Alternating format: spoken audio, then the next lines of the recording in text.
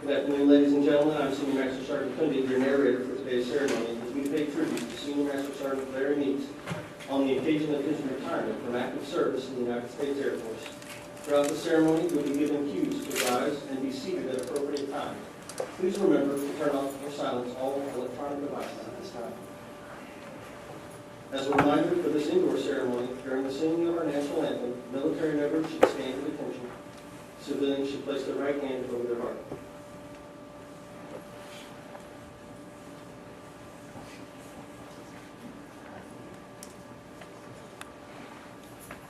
Our presiding officer for today's ceremony is Major Juan Silva Jr., Commander, 633rd Security Forces Squadron.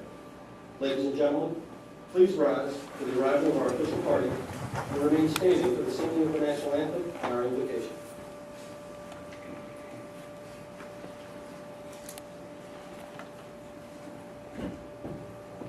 Oh, say, can you see by the dawn's early light what so proudly we hailed at the twilight's last gleaming, whose broad stripes and bright stars through the perilous fight, o'er the ramparts we watched, were so gallantly streaming, and the rocket's red glare, the bombs bursting in air, gave proof through the night that our flag was still there. Oh, say, does that star-spangled banner yet wave o'er the land of the free and the home of the brave?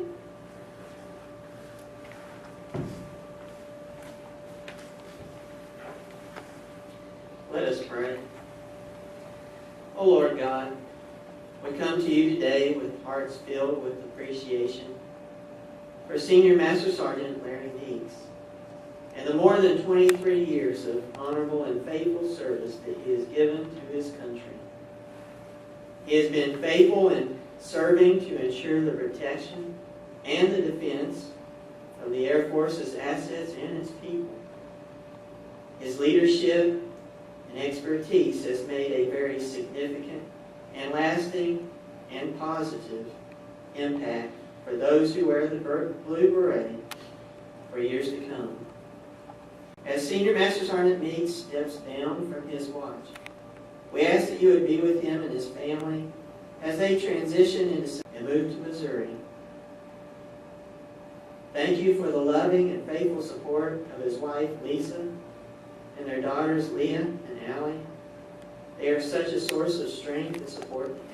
We also thank you for the many other friends, family, and colleagues who are here celebrating with the Meeks. May your blessings be upon this ceremony and all who are present. In your most holy name we ask these things. Amen.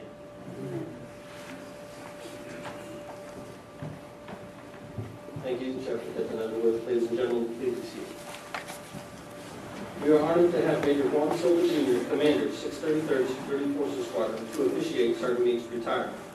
We are especially honored to recognize Sergeant Meeks' family here today: his wife Lisa, his daughters Leah and Allie, his mother Norma, and his brother Kevin. Also, his uncle Billy. There we go. All right. Watching for that guy. Keep an eye on him. He's trouble. Uncle Bob and Aunt Angie, as well as Lisa's parents, Bill and Linda. I can memorize that last time. We also welcome all officers, chiefs, friends, and other members of Joint Base Langley Uses. Sergeant Meeks would like to thank everyone who made the trip to be with him on this special day. Thank you all for attending. And now for opening remarks from our officiator and commander, Major Monson. All right, let me start off by saying I want to thank the family for being here. We can just give a round of applause to the family.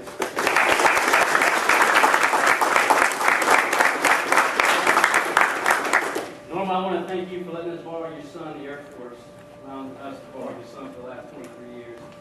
He's been a great leader.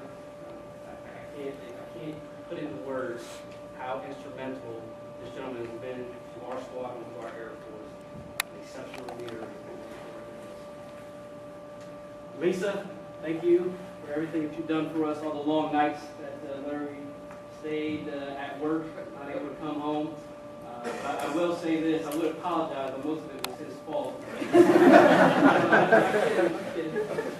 Because the first 30 minutes of our end of days that we have every day consisted of Larry Meeks making fun of the lieutenants. that lasted about a good half hour. I'm not kidding. And every time I would go home, my wife would say, "Well, you finally made it home," and I'd say, "Larry Meeks." Said, "Oh, not him again." So thank you very much. We do appreciate the support you give him and us as a family, everything that you're sacrificed over the years. Another round of applause. So to the extended family from traveling out of town, thank you all for being here as well. Co-workers, chiefs, first sergeants, friends. There's a lot of folks that just want to see Larry Meeks gone for a bit. You're off there. But let me just jump right into this. There's no words I can say today that are going to capture the positive impact he's had on our unit. He came to us at a time when I felt that we needed the old school NCO type mentality the most. I'm going to cover some of the things that he had in his career, he's done successfully over his career. I went through his record last night, and I'm going to tell you, I was very impressed with what I read. You have done things as a young staff sergeant. When I was reading the record, I had to stop and say, okay, what was his rank? Oh, he's still a staff sergeant. He kind of reminded me like a Jason Bourne type of guy. I mean, he had so much training, hand-to-hand combat, and weapons breaking down, explosives training. I was like, wow, Larry is well trained. A couple of fun facts before we begin. Now, I'm going to tell you guys, usually I get up here and tell a lot of stories about the individual, but usually folks are willing to give up those stories to me. I asked around to a lot of people, share me some stories about Larry Meeks. Tell me about him, any interactions you had. No, really. Now, I think it's because Larry Meeks, the family members may not know this, he is a bulldog. He will chew you up and down, left and right, and kind of scare the younger Aaron.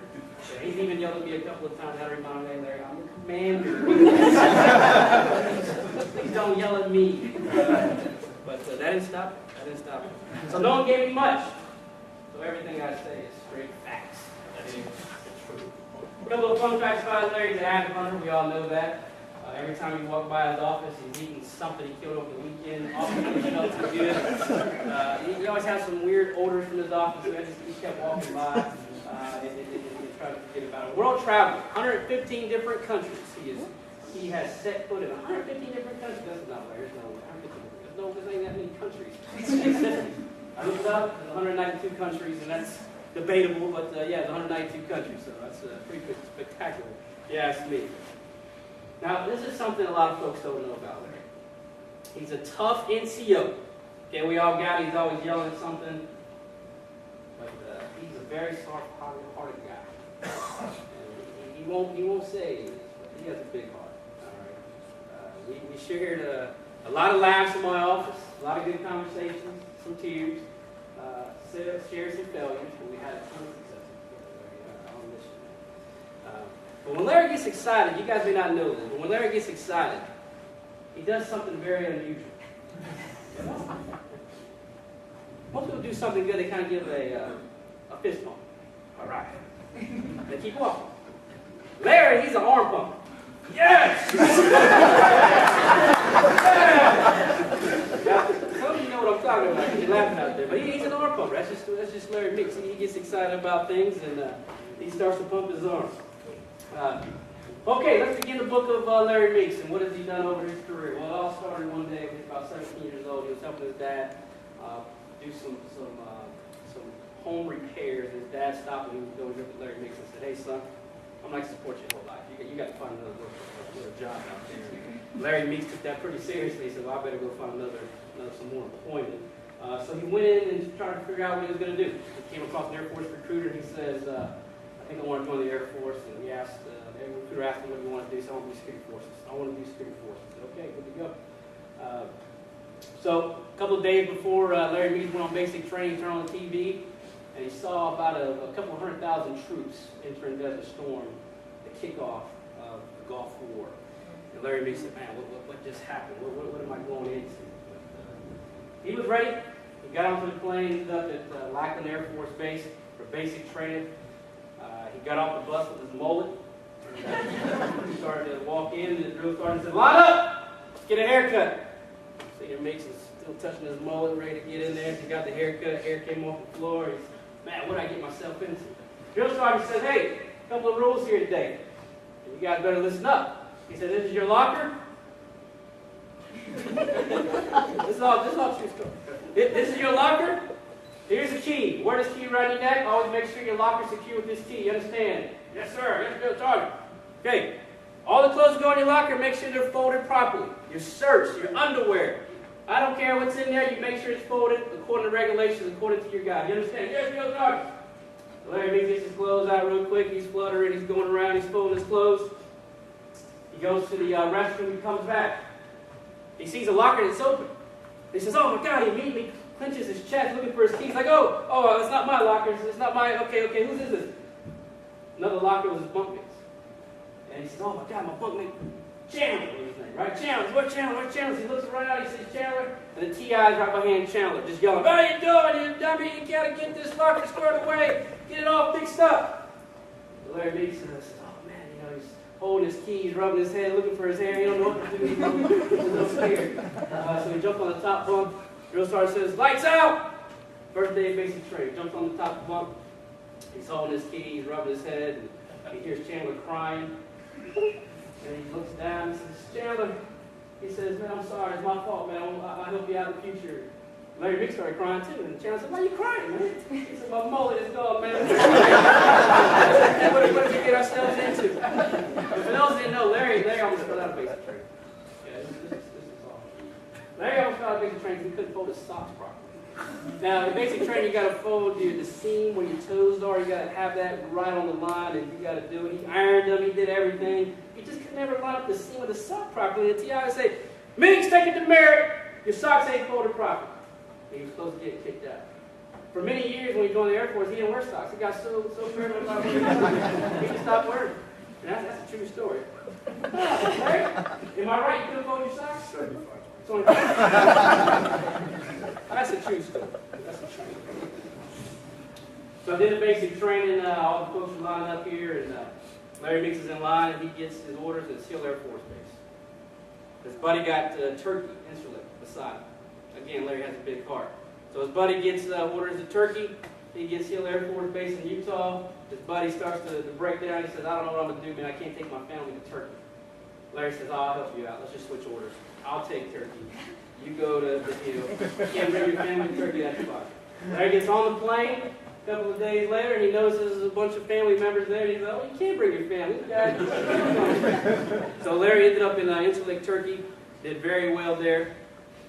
He helped Incirlik be the best large security forces unit in use safety. He was very instrumental in doing things for Incirlik. And he was there when Operation Provide Comfort kicked off. Operation Provide Comfort was there at the end of the Gulf War when the Saddam Hussein started retaliating on the Kurds and forced the Kurds, trying to force the Kurds out of Iraq up north. Provide Comfort provided ground troops. The Brits flew in there, and the United States Air Force provided aerial support, and Larry Meeks was part of that great operation. He then went on to Minot Air Force Base, where he quickly was seen as the standard of all airmen to model and emulate. And Larry Meeks, his commander said right away, we got to get you in the honor guard. So Larry Meeks went into the honor guard. And back then, the honor guard, you spent a couple of months. You just didn't spend a month like you currently do. You spent many months on end, going around and officiating ceremonies, posting colors, something the sharpest of our airmen get to do. After that, Larry Meeks again was part of a new security inspection.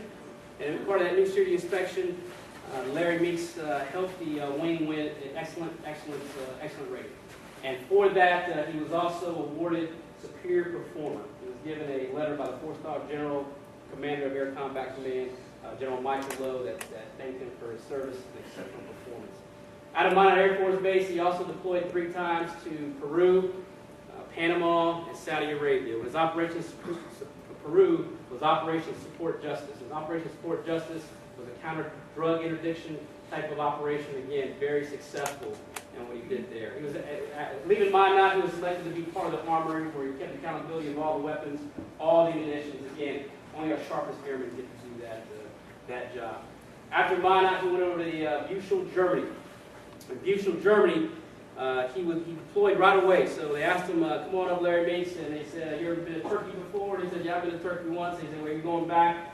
He had to go back to Turkey for Operation Southern Watch. Southern Watch was a no-fly zone that we enforced in Iraq after the Gulf War. And again, he helped Germany win the Outstanding Unit Award there as well. Another superior performer once again. So competitive performance at exceptional level, Larry Meeks performed each and every time. During this time, his commander asked him if he would deploy to Bahrain. And Bahrain was one of those tours where we started standing up an anti-terrorism force protection type of capability in downtown Bahrain. That was the front lines back in those days. And so Larry Meeks would deploy in civilian clothes actually and play a spy versus kind of spy game. He was given a list full of pictures and names, and he'd have to go out and find these bad guys and basically tell them in a vehicle. You follow these guys in vehicles and make sure they weren't bringing harm to any U.S. troops in the area. And Larry Meeks is very good at it.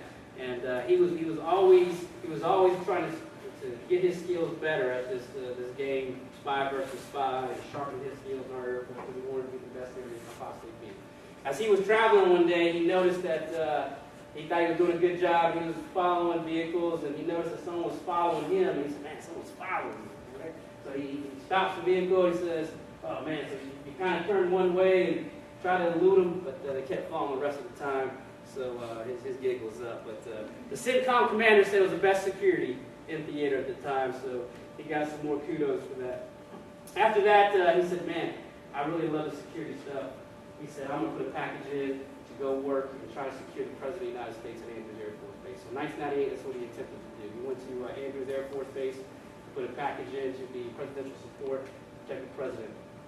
For those that don't know, that is a very tough assignment because it's a lot of screening process that has to occur. First off, you got to get selected. You go to Andrews. Once you get to Andrews, it takes many years to get screened there, and they have to make sure that you're the right guy to protect the President of the United States. Okay, so that went on for quite a while, and during that span of wait of whether he would be able to protect the President, he got deployed to Operation Joint Guardian, which was in Kosovo. So he got a bunch of conflicts that occurred, and a bunch of conflicts he was involved with. Kosovo was one of those other conflicts where he had refugees, Albanian refugees, that he would deploy to and help stabilize and secure that area as well. He never stopped trying to be a better airman. As his commander said, he was always attempted to be the best airman he could possibly be. Again, he helped the 89th Security Forces be the best large security forces unit there at Andrews, and then eventually he would get his shot. Eventually he would get his shot to protect the Vice President of the United States. So Vice President Dick Cheney was NCOIC of Aircraft Security for Dick Cheney. He was pretty pumped up. He was very excited. So his first movement was to India for an OPEC meeting. He was supposed to follow Dick Cheney or secure the aircraft for Dick Cheney, going to India, and then follow on to China. So what happens? So Larry Meeks is all pumped up. He's excited. They land into India. He opens the aircraft door. He goes to the bottom of the steps. And the protocol is once you get to the bottom steps, you're straight. Your protocol is you don't flinch, you don't look anywhere else. You're looking straight at all costs, right? That's the protocol for pulling that type of security for the Vice President of the United States. So Larry Meeks gets to the bottom of the steps in India, and he sees all these photographers to the right of him. They're taking pictures left and right. He sees all these flashes, and he can't help himself. He takes a peek. All these flashes are going on. Dick Cheney gets off the plane. He gets back in lock position. He goes off, immediately gets back on the aircraft and calls his supervisor and says, hey, I'm done. Our first mission, I'm done. What'd you do, man? He said, I looked, I cheated, I messed up. What am I going to do? Supervisor says, don't worry about it. No one knows. No one knows. Next day in the world news, there's Larry Meeks like this. But supervisor did give him a second opportunity. Okay, Larry, got it. One more time, I'll give you the opportunity. I need you to go to the Secretary of the Department of State, Colin Powell. He said, okay, where we going? Pakistan, Jacobabad. He said, okay, got it. Larry's all excited. He's ready to go. He gets on the aircraft. Second mission there. He flies in. He's flying to Pakistan. He receives some intel that a 757 flying a U.S. dignitary was going to get shot out of the air. So Larry notifies the pilot. The pilot says, uh-oh, what do we do? He says, well, we keep going. The pilot does maneuvers when he's about to land. Larry doesn't know what to do. He's like, man, I took a picture of the world news. Now I'm going to crash the plane. I got Colin Powell. What do I do? Larry shouts out, hold on, everybody. We're going. He buckles up and said, yeah, we got to hold on. We are holding on. What are you talking about? We are holding on. Calm down. The plane lands. Everybody's safe and secure. Larry Meeks doesn't. Colin Powell said, I told you we were going to land. I told you we were going to land. That was his second mission. That was the second mission. 100 missions he flew the Vice President and congressional delegates of the United States of America. That's pretty significant, folks. Flying with the Vice President of the United States. I am speechless over that. That's great stuff. Before he left Andrews, around 2004, he met the love of his life. At least, let me tell you a little bit about this story too, because this kind of mystery. So he calls up his buddy one day. He says, hey, what are you guys doing? What are you guys doing this weekend? He said, yeah, my sister-in-law's in town. She's coming to visit. We're going to go to a local restaurant here. You want to come? He said, yeah, I'll go. So he shows up. Now, Larry brings a date with him.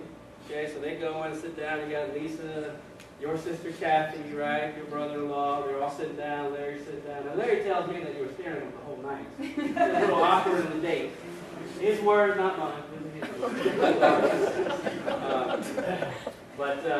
So they left. The next day, they come back to the house. Larry goes back to his friend's house, and he's helping them put ceiling fans up. And Lisa's there again.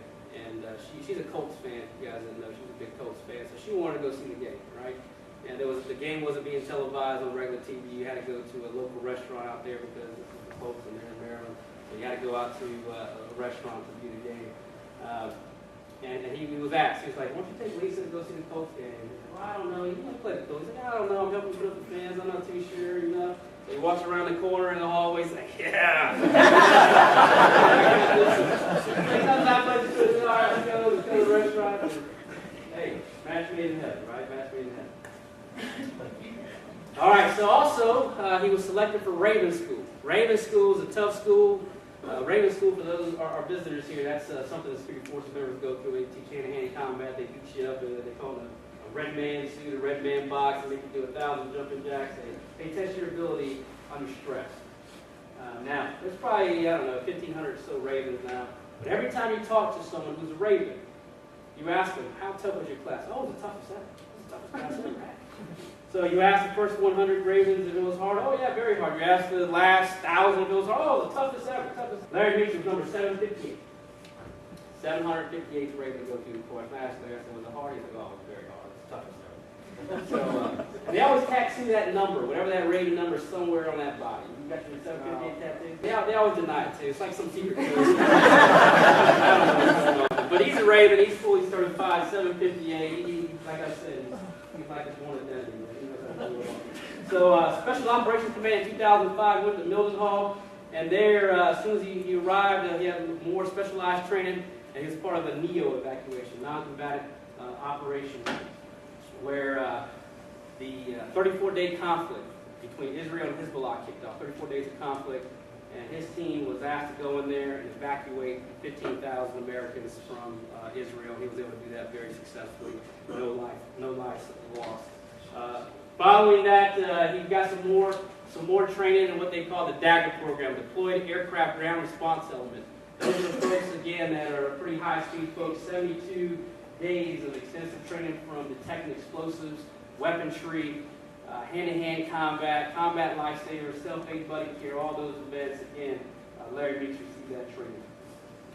He was also AFSOC NCO of the Year. Again, just many accolades, a very, very successful career. Before they left Mildenhall, they had a little girl there named Leah. And in 2008, they arrived at ACC staff. 2008, he was assigned to the training section on staff, where he would assist regional training centers all across the Air Force on how to prepare our deployers for meeting the enemies in Iraq and Afghanistan. A lot of counter, improvised explosive device detection training, a lot of weaponry training, a lot of tactics techniques the enemy utilizing against us. Larry Meeks would help and train those folks, making sure that we had the best training possible to defeat the enemy. And Larry Meeks was a big part of that. He was then assigned to the Resource Protection Program, where we had intrusion detection systems in charge of 13 different bases, helping out 110,000 personnel with 1,200 aircraft. That's pretty significant, folks, for our visitors and those that don't know in the room. When you impact that many bases and you impact that many missions, I got to tell you, that's pretty significant. He helped stand up a Global Strike Command when our nuclear arsenal was going from Air Combat Command to what we wanted a new MASCOM called Global Strike Command. Larry Meeks was instrumental in that as well. That was no easy task at all. We moved all our nuclear arsenal in the Air Force, moved it over to what we call Global Strike Command, and today we're still operating Global Strike Command. He also helped start up our remote pilot aircraft, so all the drones that you see flying over Afghanistan, Larry Meeks helped to stand that big mission up. In 2011, is probably the first time I met Larry Meeks. He was something special when I first met him. You know, I always heard about Larry Meeks. How can you not hear him walking down the hallway or hear something about Larry Meeks? But really, the first time I met him was the day he really got promoted. I came to staff coming out of Kuwait, and all the guys were lined up there ready to receive their possible stripes. And no one knew who got promoted, right? No one knew who got promoted. And they called Larry Meeks' name. And I got to tell you, the energy you saw on Larry Meeks' face, the overwhelming emotion you saw on Larry Meeks' face, you couldn't help but love that guy at that time. And I remember that day because you did the old famous you were pretty excited. You were going to call Lisa right away. And I remember that day. I went home motivated after that day. I said, that's pretty cool stuff. So when we needed a superintendent for the squadron, we went down a list of names that we could pull off from the staff here. And Larry Meeks' name was on there. And I said, I want this guy. I want Larry Meeks. And so they said, you sure you want Larry Meeks? Where are you going to put him? And I said, you know, where's my operations superintendent? He is going to be superintendent. So he said, okay, we'll give you Larry Meeks. So Larry Meeks came down. So I called him the day prior before his first start. And I said, Larry, I'm glad to have you on board. Looking forward to having you. He said, I'll be there in the morning, sir. Looking forward to it. I said, okay. The next morning comes around, I get a phone call. Pick up the phone, Major Silva.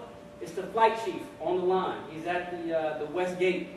I hear someone yell in the back. I don't know what's going on. I said, what's going on? He said, there's some senior master sergeant out here yelling at everybody, telling them to stand in the right positions, be in forward arms with the weapons, and get their act together. I said, who is it? And when I said, who is it, I hear Larry Meeks in the background. I'm your new superintendent. You better get your stuff squared away. And I said, okay, man, I'll see you later. That's when I knew Larry Meeks was the right guy for the job. Yeah. Sometimes you need that old school mentality. We needed Larry Meeks. We're a better unit today because of Larry Meeks. I had a feedback session with him one time, and I said the wrong thing. I said, Larry, I'm not sure if you remember this, but I said, Larry, we're going to polish you up, man, because I want you to be a chief. And he got mad at me. He said, what do you mean polish me up? I didn't polish it. I didn't polish it. I got scared. You okay, Larry, I didn't mean it like that. I didn't mean it like that. Stop feeling it. You know, I started thinking about that. Larry didn't need polish. He was the right guy for this job. He was the man you wanted in the trenches with you.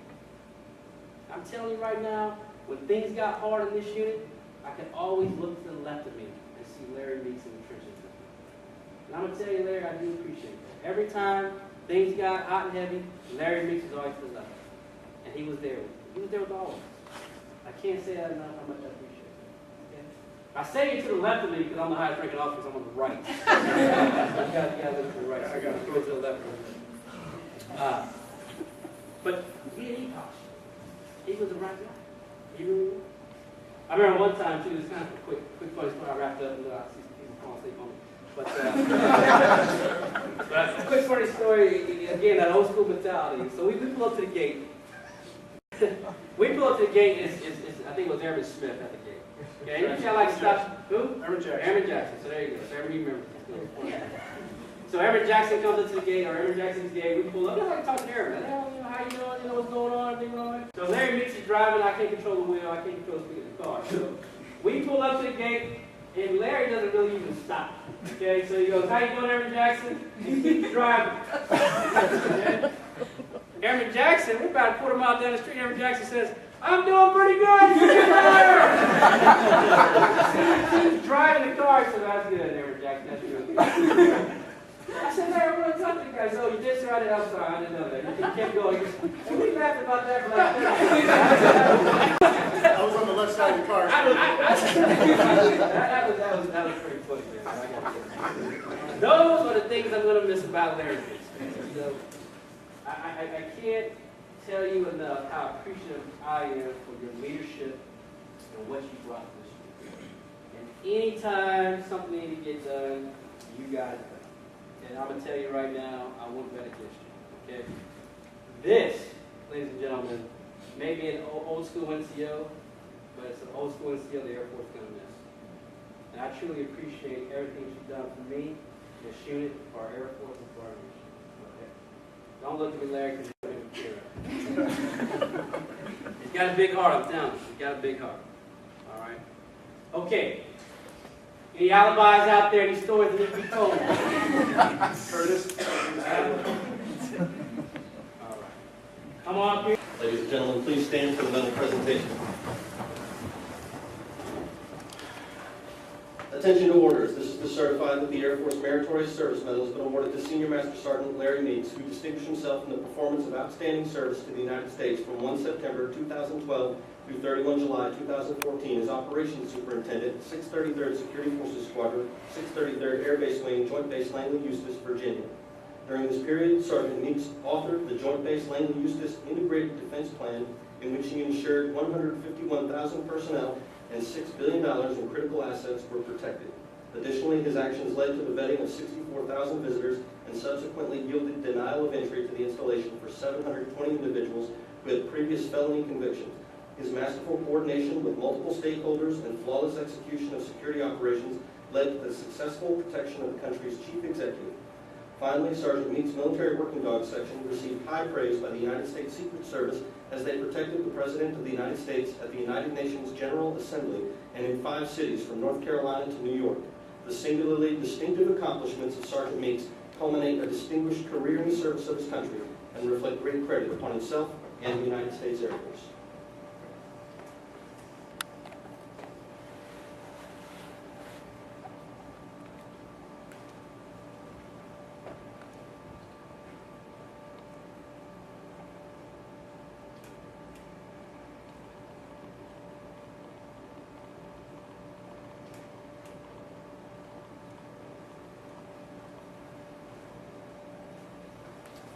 Folks, yours. Attention to orders. Department of the Air Force Special Order Number AC 000082, effective on the 31st day of July 2014, Senior Master Sergeant Lawrence Meeks, you are hereby relieved from active duty, 633rd Security Forces Squadron, 633rd Mission Support Group, 633rd Air Base Wing, Joint Base Langley Eustis, Virginia, and retired from service on the first day of August 2014 after 23 years, 6 months, and 27 days of faithful and honorable duty in the grade of Senior Master Sergeant by order of the Secretary of the Air Force. Ladies and gentlemen, please be seated.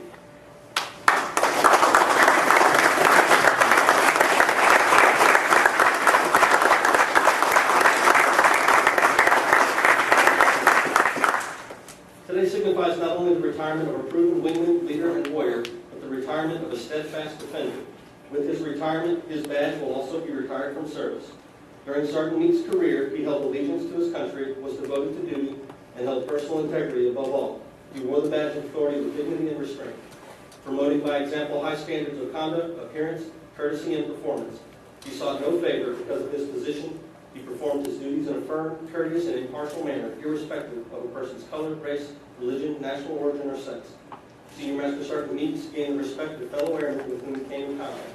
As witnessed by this gathering of friends, relatives, and co-workers, his security police badge, number Golf 9706, is formally retired from service in the United States Air Force.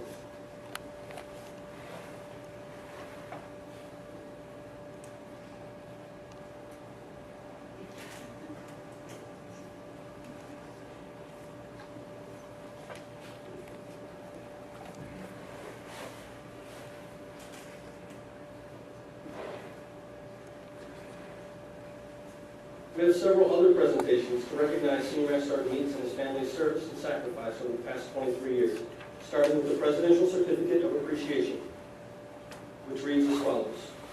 For service in the Armed Forces of the United States, Senior Master Sergeant Lawrence Meeks, I extend to you my personal thanks and the sincere appreciation of a grateful nation for your contribution of honorable service to our country. You have helped maintain the security of the nation during a critical time in history with a devotion to duty and a spirit of sacrifice in keeping with the proud traditions of military service. Your commitment and dedication have been an inspiration for those who will follow in your footsteps, and for all Americans who join me today in saluting you for a job extremely well done. My best wishes to you for happiness and success in the future. Signed, Barack Obama, Commander-in-Chief.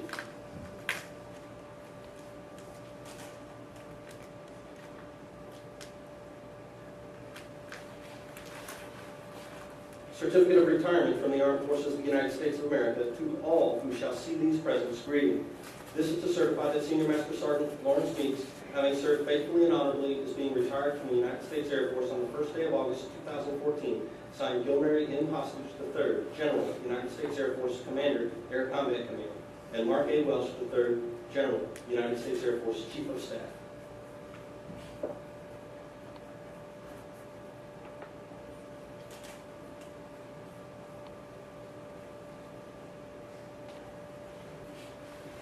I am proud to join your friends and family in congratulating you on your retirement from the United States Air Force.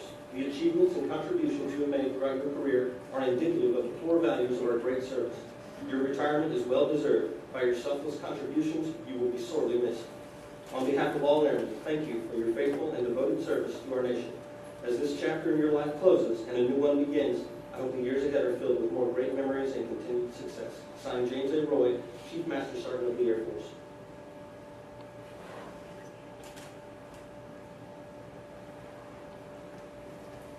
Mrs. Lisa Meeks is also recognized by senior leaders as an integral part of Senior Master Sergeant Meeks' service to our nation.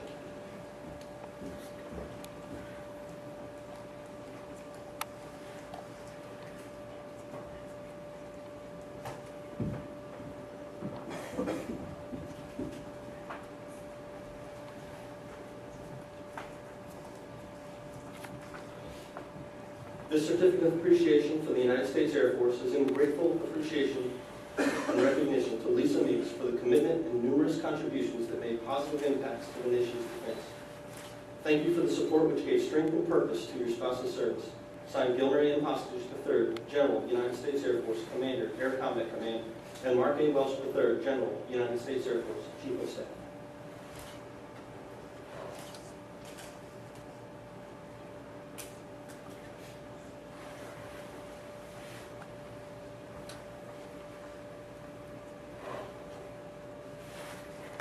On behalf of all Air Force airmen and their families, the Chief Master Sergeant of the Air Force joins Senior Master Sergeant Meeks, family and friends in thanking you for the numerous contributions and sacrifices you have made in support of our United States Air Force. Your dedication gave strength and purpose to Sergeant Meeks' service in defense of our nation. Signed, James A. Roy, Chief Master Sergeant of the Air Force.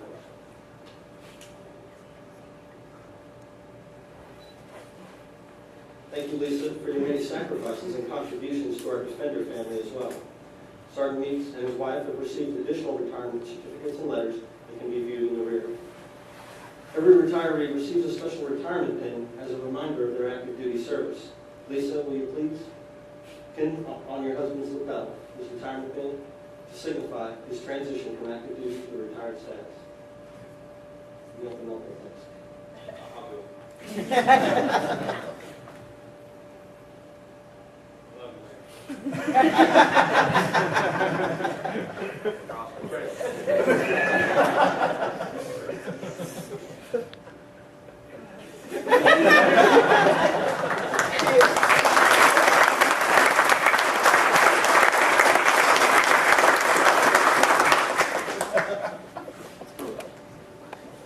Thank you, Ms. Meeks. You may be seated.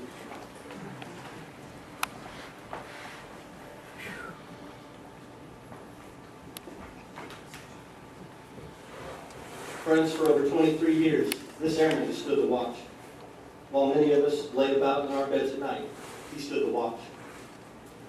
While others of us were attending schools, this airman stood the watch.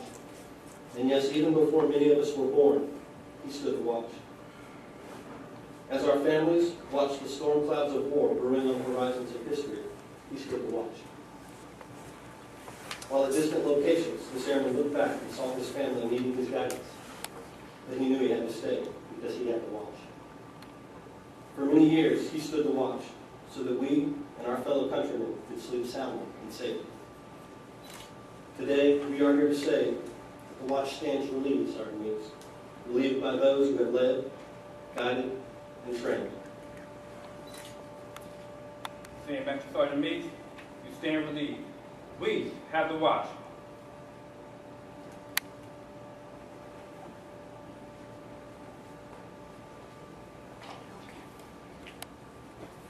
Ladies and gentlemen, please remain seated as Chief Master Sergeant retired Deb Rothwell and Staff Sergeant Maurice Carter conduct a special flag presentation. Sergeant Carter will present Senior Master Sergeant Meeks with a memento that has special significance to a retiring member of the armed forces, the American flag.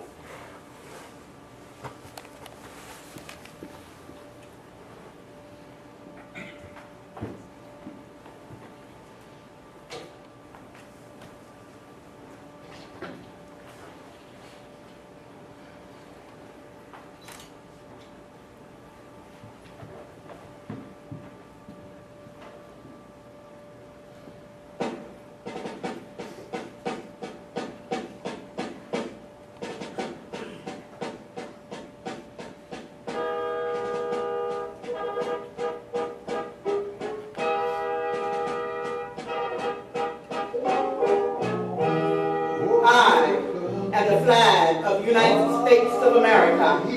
My name is O'Blow. Oh, I fly atop the world's tallest buildings. I stand watch in America's halls of justice. Oh, I fly majestically over great institutions of learning. I stand guard with the greatest military powers in the world. Oh, just look up and see. I stand for peace, honor, truth, and justice. I stand for freedom. I am confident. I am arrogant. Oh, but I am proud. When I'm flown with my fellow banners, my head's a little higher. My color's a little truer. I bow to no one. I'm recognized all over the world. I am worshipped. I am loved. Oh, but I am feared. Oh, I fought in every battle of every war for more than 200 years. Gettysburg, Shiloh, San Juan Hills, Rome, Guam, Okinawa, Korea, Vietnam, in the Persian Gulf, Afghanistan, Iraq, and scores of places long forgotten by all but those who were there with me. I was there. Oh, I led my soldiers, sailors, airmen, and marines. I followed them and watched over them. Oh, they loved me. I was on a small hill in Iwo Jima, atop the rubble of the World Trade Center in New York City, or wrapped as finely around a tree in New Orleans, where my head was bowed on the campus of Virginia Tech. Honor and sorrow filled my heart as I stood watching the gate before the hood one more time. Oh, I know you saw me in Tucson, honoring the fallen and the brave. Well, I stopped by Colorado and dipped my head in shame. Oh, rest in peace, little ones from Sandy Hook Elementary, with liberty and justice for all. Or there's a saying in Boston, we will run again. Or I peeked through the rubble in Oklahoma, and to my Navy comrades, all hands on deck, you rest, we got this. I was dirty, battle worn and tired, but citizens and soldiers alike cheered me, and I was proud. For I've been soiled, burned, torn, and trampled the streets of countries that I've never set free. But it does not hurt, for I am invincible. For I've been soiled, burned, torn, and trampled the streets of my own country. And when it's by those whom I've served in battle with, it hurts, but I shall overcome, for I am strong. For I have scooped the bonds of earth, and from my vantage point on the moon I stand watch over the uncharted new frontiers of space. For I've been a silent witness to all of America's finest hours. Oh, from my finest hours come, when I'm torn in strips to be used as bandages for my wounded comrades on the field of battle. Oh, when I fly and have mass to honor my soldiers, my sailors, my airmen, and my marines. And when I lie in the trembling arms of a grieving mother at the graveside of her fallen son or daughter, I am proud. It's the eye and the flag of the United States of America. My name is Old Glory. Oh, long may I wave, dear God. Long may I wave.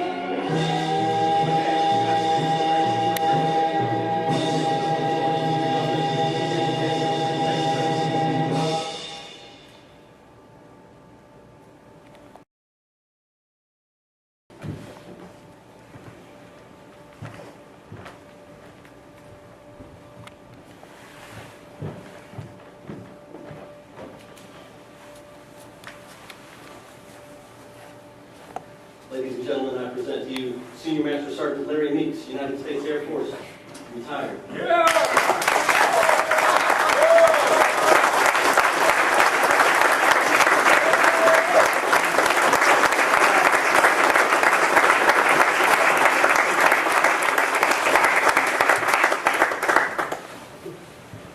got a few notes right here. Friend said, the other day he asked me, he said, well, how long do you want me to talk for? I was like, well, talk as long as you want. It doesn't matter to me. I didn't know he was going to go that long. No, I'm just joking, sir. Again, I thank you for your leadership, your guidance, bringing me down here to be with you. I remember those conversations we had with staff, during warfare support, and we're getting ready to come down here to get in. I was like, yeah, take me with you, take me with you, take me with you. And he left in May, and I was like, all right, well, I guess you don't want to take me with you. Just you like me that much. So, but again, I appreciate it. I appreciate the conversation we've had in your office, one-on-one. All the long end of days we've had in there. He doesn't want to admit 7, 8 o'clock at night, but there were. We all know it. So again, thank you. Thank you, sir. Thank you for the words. Checks in the mail. Don't cash me that bill. I can't tell you how much is going to be there later on. First, let me thank all of you now for your service. I get thanked quite a lot for my service when I'm out and about in my uniform, but that wouldn't be possible without my family. Just like it wouldn't be for the rest of us that are in uniform, that have families, husbands, wives, brothers, sisters, aunts, uncles. It wouldn't be possible without them. So, round of applause for the families.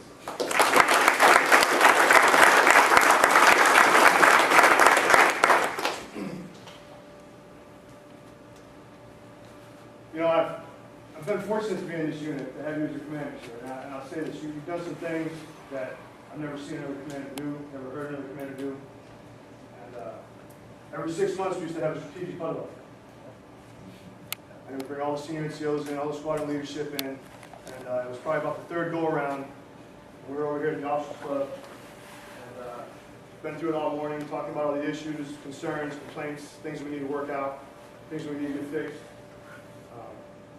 So we did a little exercise. Senior Kundi and the first sergeant did a little exercise. A little team building kind of thing.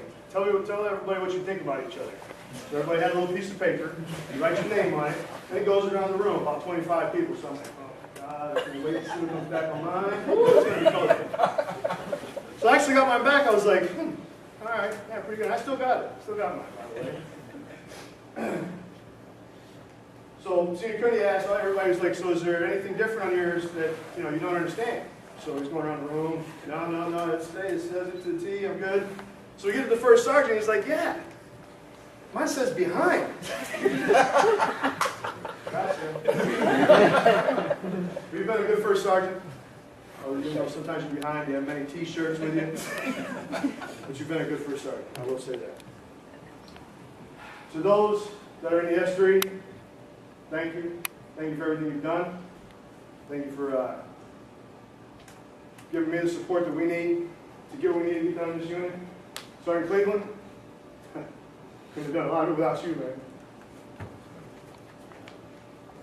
You know, you stepped up, got promoted, you said we need new NCIC in operations. High speed, low drag. That's all I can say, man. Good luck to you in your career. I see a lot of good things in your future. I have a staffer among us that I used to have many heated conversations with. Curtis Easley, back when he was in uniform, we had a lot of conversations over there in the operations section. You were a mentor. I appreciate it. Appreciate all the conversations we had. You made me a better senior NCO. You and Wayne both gave me a lot of opportunities that I wouldn't have got anywhere else. As far as doing IDS and RPA community and everything, and I appreciate that. From the bottom of my heart, you guys really took me underneath your wings. So thank you. Thank you for being here. To my family. This year's kind of been a hard year. My mother's here. In 2010, I received a phone call one night. She said, hey, I got something to tell you. I was like, what, you guys get a new lawnmower? What did you guys do? She's like, no. I've been diagnosed with cancer. B-cell lymphatic lymphoma. Cancer of the thyroid, or the lymph nodes, sorry. She goes, butt. I'm like, what do you mean, butt? There's a butt to cancer? I didn't, never heard that before. She goes, but they say if this is the one you're going to have, this is the best one to have. Here she is today.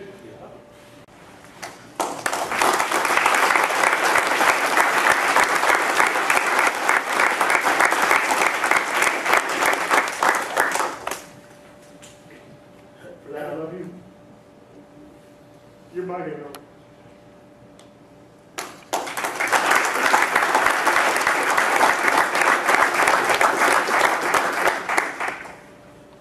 This wouldn't be complete if we didn't have these pretty flowers out down here.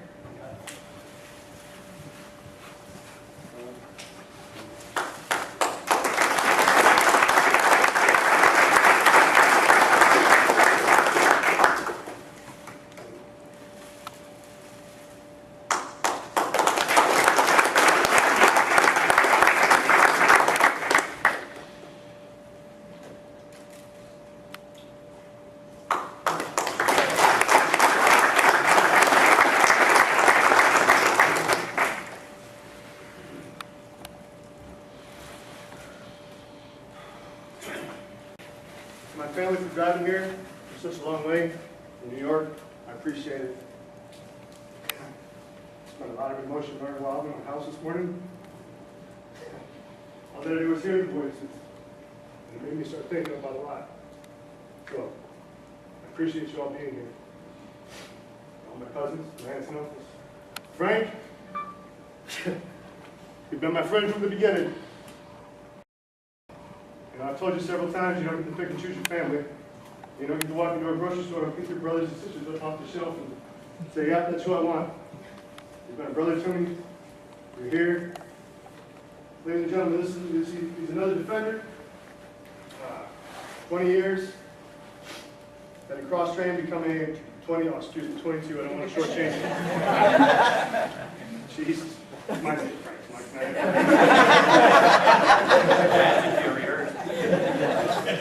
No, Frank, I didn't. Dedicated cop while I was in. We did a lot of flying together at Andrews. So, again, thank you for being here.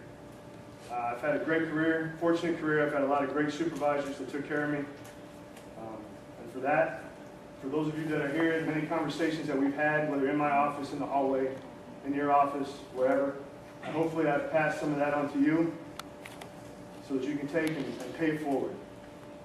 That's what I've always tried to do, is pay forward what I've learned, my experiences, and give it to those that are coming up behind us. Because if you don't, it's not going to be the same. They're not going to know what you know. That's all I got. I'm ready to talk.